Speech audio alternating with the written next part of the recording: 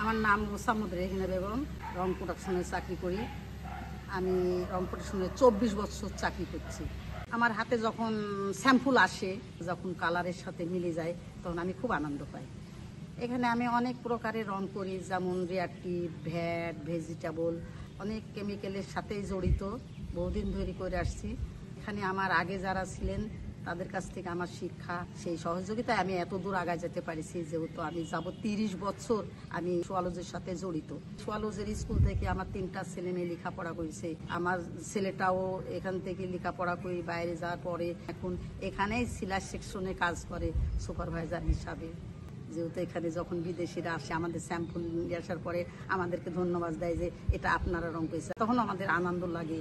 যেহেতু অন্য অন্য জায়গায় যারা কাজ করে তারা এত সুযোগ পায় না, যে এখানে অফিসের যে দায়িত্ব আছে তার পাশে যেই দাঁড়ানো, তার সাথে কথা বলা, তার পাশে চেয়ারে বসা, এগুলা তারা সুবিধা পায় না। আমরা কিন্তু এগুলা সব সময় এগুলা সুবিধা পাই, সব কিছু জানাতে পারি, তার কাছে মত বিনিময় করি, আমরা কাজ করি। আমার কাজ করতে এখানে খুব ভালো লাগে।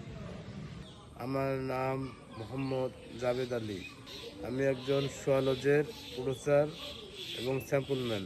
আমি এখানে 2004 সাল হতে 2024 সাল পর্যন্ত এখনো কাজ করছি। আমাদের এই সেলাই সেকশনে কাজ হয়। আগে আপনার বাইরেরা আমাদের কাছে আগে স্যাম্পল দেয়, স্যাম্পল মতন আমাদের কাজ করতে হবে। স্যাম্পলটা তৈরি করার পর আমরা বাইরের কাছে পাঠাই। ওরা সব ঠিক করার পর, অ্যাপ্রুভ করার পর তখন আমরা প্রোডাকশন শুরু করতে যাই। স্যাম্পলের মতন করে তৈরি করে ওদেরকে দিয়ে দিই। এভাবে আমাদের এখানে এই কাজটা চলে। এই সোয়ালজের সাথে আমাদের সম্পর্ক ছোট থেকে, যেহেতু আমরা এই সোয়ালজ স্কুলে লেখাপড়া করেছি। আমরা ঢাকাতেও এর আগে কাজে গেছি। ঢাকাতে কাজে গেলে আমাদের অত ভালো লাগে না।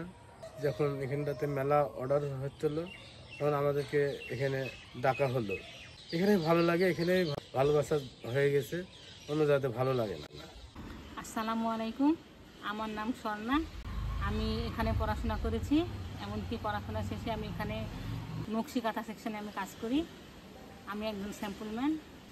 আমরা সকাল 9টাতে এখানে আসি, 1টার সময়তে আমরা বাসায় যাই।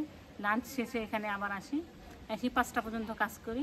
হাতে জরুরি কাজ থাকে তাহলে সে কাজটা আমরা বাসায় নিয়ে যাই করি। আর আমার ডিজাইনটা যদি কেউ পরে আর তাকে যদি সুন্দর লাগে, আমি আরও বেশি খুশি হই। আমি চাই যে কাজের বিনিময়ে যে টাকাটা পাই সেই টাকাটা দিয়ে আমি আমার পরিবারের সাহায্য করি।